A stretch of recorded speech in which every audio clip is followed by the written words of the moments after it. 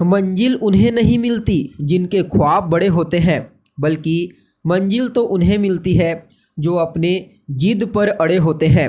नमस्कार दोस्तों, मैं ज्योतिष आचार्य वासुदेव मिश्रा आपका अपने चैनल मिरेकल ऑफ एस्ट्रोलॉजी में हार्दिक स्वागत करता हूं। दोस्तों, आज का यह ज्योतिष का कार्यक्रम आप लोगों के लिए यानी कि मिथुन राशि के जातकों के लिए बेहद ही ज़्यादा खास और विशेष कार्यक्रम साबित होने वाला है। आज हम बात करेंगे आपके वीकली प्रेडिक्शन के बारे में, आपके साप्ताहिक राशिफल के बारे में। जी हाँ, हर बार की तरह इस बार भी मैं आपको बताने वाला हूं कि कैसा रहने वाला है आपके जीवन काल का 8 अप्रैल से लेकर 14 अप्रैल के मध्य का समय, जिसमें नवग्रहों की गोचरीय स्थिति और चंद्रमा की स्थिति के आधार पर इस सप्ताह आपको कौन कौन सी बड़ी खुशखबरी प्राप्त होने वाली है, किन किन क्षेत्रों में विशेष तौर पर आपको सफलता की प्राप्ति होगी, हर एक जानकारी विस्तार के साथ आपको बताने वाले हैं। इसलिए आज के इस ज्योतिष के कार्यक्रम को बिना मिस किए अंत तक देखिए। और अगर आप अपनी जन्म कुंडली पर हमसे परामर्श लेना चाहते हैं, अपनी जन्म कुंडली का विस्तार पूर्वक अध्ययन करवाना चाहते हैं, तो इस कंडीशन में वीडियो के अंदर और डिस्क्रिप्शन बॉक्स में आपको हमारा कॉन्टैक्ट नंबर मिल जाएगा, जहां से आप या तो व्हाट्सएप के माध्यम से या फिर डायरेक्ट फ़ोन कॉल के थ्रू अपॉइंटमेंट लेकर अपनी जन्म कुंडली का विस्तार पूर्वक विश्लेषण करवा सकते हैं। जी हाँ, तो दोस्तों देखिए, जैसा कि आपको मालूम है, जो साप्ताहिक राशिफल होता है उसमें मूल रूप से चंद्रमा के गोचर की गणना की जाती है, क्योंकि चंद्रमा को ज्योतिष शास्त्र में मन का कारक ग्रह माना गया है। जिस प्रकार से चंद्रमा हर 2.25 दिन में एक राशि से दूसरी राशि में जाते हैं, ठीक उसी प्रकार से हमारा मन भी परिवर्तन करता रहता है और हमारे दैनिक जीवन में जो कुछ भी घटनाएं हमें घटित होती हुई महसूस होती है, दिखती है, वह सब के सब चंद्रमा के कारण ही होता है। इसलिए वीकली प्रेडिक्शन के दरमियान चंद्रमा की गोचरीय स्थिति का नॉलेज होना बेहद ही ज़्यादा जरूरी माना जाता है। तो ऐसे में अगर इस सप्ताह के लिए चंद्रमा की गोचरीय स्थिति के बारे में चर्चा की जाए, तो सप्ताह के शुरुआत में यानी कि 8 अप्रैल को चंद्रमा अपने परम मित्र देवगुरु बृहस्पति की साधारण राशि मीन राशि में गोचर करेंगे, जहां पर पहले से राहु गोचर कर रहे हैं। फलतः चंद्रमा यहां पर राहु के द्वारा पीड़ित होंगे, जिसके चलते कुछ मामलों में आपको संभल कर चलने की आवश्यकता होगी। तो वहीं 9 और 10 अप्रैल को चंद्रमा का जो गोचर है ना, वह मेष राशि के ऊपर होगा, जहां पर पहले से ही देवगुरु बृहस्पति गोचर कर रहे हैं। फलतः चंद्रमा और गुरु के बीच युति बनेगी। परिणाम स्वरूप गज केसरी नामक राजयोग का निर्माण होगा, जो कि आपके लिए बहुत ही श्रेष्ठ परिणाम प्रदायक साबित होगा। तो वहीं 11 और 12 अप्रैल को चंद्रमा अपनी उच्च राशि यानी कि वृषभ राशि में गोचर करेंगे, जहां पर मंगल की दृष्टि से दृष्ट होकर पुनः राजयोग का निर्माण करेंगे, जो कि आपके लिए बढ़िया है। तो वही सप्ताह के अंतिम पड़ाव में यानी कि 13 और 14 अप्रैल को चंद्रमा का गोचर मिथुन राशि के ऊपर देखने को मिलेगा। कुल मिलाकर के चंद्रमा की स्थिति पूरे सप्ताह के लिए काफ़ी अनुकूल रहने वाली है। अब देखा जाए तो आप सभी मिथुन राशि के जातकों के लिए सप्ताह के शुरुआत में यानी कि 8 तारीख को चंद्रमा आपकी राशि से आपके 10th हाउस में ट्रांजिट करेंगे, यानी कि संचरण करेंगे, जो कि आपके लिए काफ़ी अनुकूल रहने वाला है। तो ऐसे में आप सभी मिथुन राशि के जातकों के लिए सप्ताह की शुरुआत से ही लाभ के विशेष योग बनेंगे। सफलता चाहे नौकरी के क्षेत्र में हो, व्यापार के क्षेत्र में हो, नए लाभ और सफलता के योग आपको प्राप्त होंगे। जो लोग लंबे समय से नौकरी की तलाश कर रहे हैं, कोई नया बिजनेस व्यापार शुरू करना चाहते हैं, उन लोगों को विशेष सफलता की प्राप्ति होगी।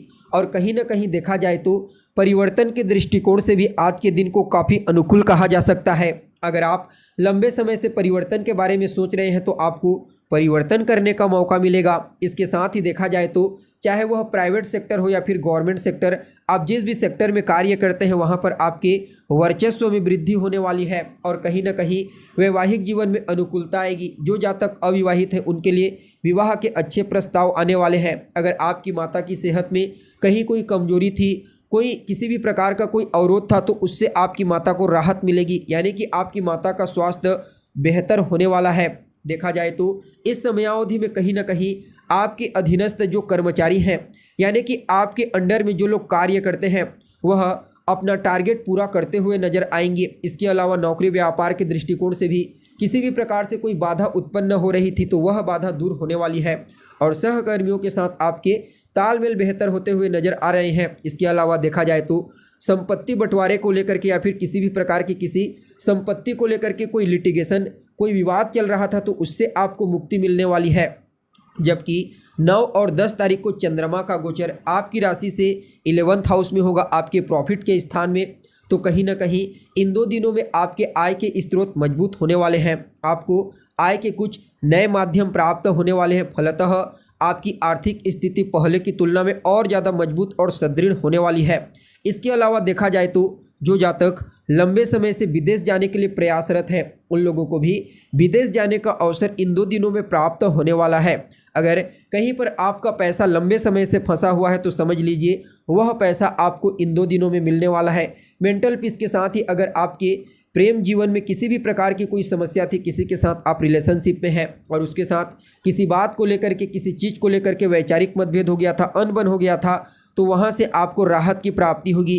पुनः फिर से अपने लवर के साथ आपके रिश्ते बेहतर होने वाले हैं और कहीं ना कहीं प्रेम विवाह का योग बना हुआ है। इसके अलावा देखा जाए तो आपके वैवाहिक जीवन में भी खुशियों का आगमन होगा। जीवन साथी के साथ किसी बात को लेकर के पुराने समय से कोई आर्ग्यूमेंट चल रहा है तो वहाँ से आपको बाहर निकलने का मौका मिलेगा, फिर से रिश्तों में मधुरता लाने का मौका मिलेगा। इसके अलावा देखा जाए तो संतान कंसीव करने को लेकर के कोई गुड न्यूज़ की प्राप्ति आपको होने वाली है। तो वही 11 और 12 तारीख को चंद्रमा का जो गोचर है वह आपकी राशि से 12वें स्थान में होगा। हालांकि अपनी उच्च राशि में गोचर करेंगे जो कि आपके लिए बढ़िया है। तो ऐसे में कुछ महत्वपूर्ण और बड़े फैसले आप लेने वाले हैं और देखा जाए तो जितने भी आपके पुराने कर्ज हैं, लोन हैं, उन सभी की समाप्ति की ओर आप आगे बढ़ने वाले हैं। इसके अलावा जो जातक लंबे समय से विदेश जाने के लिए प्रयासरत हैं उन्हें भी विदेश जाने का मौका मिलेगा। चाहे घूमने फिरने के लिए जाना चाहते हैं, किसी भी प्रकार से कोई बिजनेस व्यापार करने के लिए, पढ़ाई लिखाई करने के लिए जाना चाहते हैं, अवश्य जाइए। इसके अलावा देखा जाए तो अगर आप किसी भी प्रकार से कोई लिटिगेशन में फंस गए हैं, विवाद में फंस गए हैं, केस मुकदमे में फंस गए हैं तो उससे आपको बाहर निकलने का मौका मिलेगा। और परिवार के वह लोग जो आपके पीठ पीछे आपकी बुराई करते हैं उनको भी आप बॉयकॉट करके उनसे साइड हो जाएंगे। इसके अलावा देखा जाए तो सबसे बड़ी बात यहाँ पर आपके लिए यह रहेगी कि किसी भी प्रकार के घोटाले में आप फंस गए हैं तो वहाँ से आप बाहर निकलेंगे और रिलेशनशिप में भी काफ़ी अनुकूलता आने वाली है। तो वही सप्ताह के अंतिम पड़ाव में यानी कि 13 और 14 तारीख को चंद्रमा का जो गोचर है वह आपकी राशि के ऊपर होगा जो कि आपके लिए बहुत ही बढ़िया है। यहाँ पर आपकी राशि के ऊपर गोचर करते हुए चंद्रमा आपके लिए नई नौकरी, नए व्यवसाय के योग बनाएंगे। पिता के साथ आपके तालमेल को अनुकूल बनाएंगे, माता के साथ आपके तालमेल को अनुकूल बनाएंगे और कहीं ना कहीं शिक्षा को लेकर के कहीं कोई चिंता थी तो वह चिंता दूर होगी। द्वितीय संतान के करियर को लेकर के अगर आपके मन में कोई डाउट थी, कोई चिंता थी तो वह चिंता दूर होने वाली है। उसके करियर में ग्रोथ आपको नज़र आएगा। इसके साथ ही अगर आपके लव लाइफ में कोई परेशानी थी, वैचारिक मतभेद थी तो उससे आपको राहत की प्राप्ति होगी। इसके अलावा आपके वैवाहिक जीवन के दृष्टिकोण से भी समय को काफ़ी अनुकूल कहा जा सकता है। जीवन साथी के साथ रिश्ते आपके मधुर होंगे। इसके अलावा अगर आप अपने व्यापार को एक्सटेंड करना चाहते हैं, बढ़ाना चाहते हैं तो उसके चांसेस भी बेहतरीन रूप से आपको बनता हुआ नज़र आएगा। आपको कोई अच्छा इन्वेस्टर मिल सकता है और कहीं ना कहीं जीवन साथी के सपोर्ट से आपका कोई बड़ा कार्य पूरा होगा जिससे आपका मन प्रसन्न होगा। और आपके जीवन साथी के स्वास्थ्य में अगर कोई गिरावट थी तो उसमें सुधार होगा। इसके अलावा देखा जाए तो अगर आप पार्टनरशिप पे बिजनेस व्यापार करते हैं तो वहाँ पर लाभ के योग बने हुए हैं, या फिर अपने पार्टनर के साथ मिलकर कोई नया काम शुरू करना चाहते हैं तो उसके लिए भी समय को आपके लिए अनुकूल कहा जा सकता है। कुल मिलाकर के देखा जाए तो आप सभी मिथुन राशि के जातकों के लिए यह जो सप्ताह है कई मामलों में अद्भुत और श्रेष्ठ परिणाम प्रदायक साबित होने वाला है।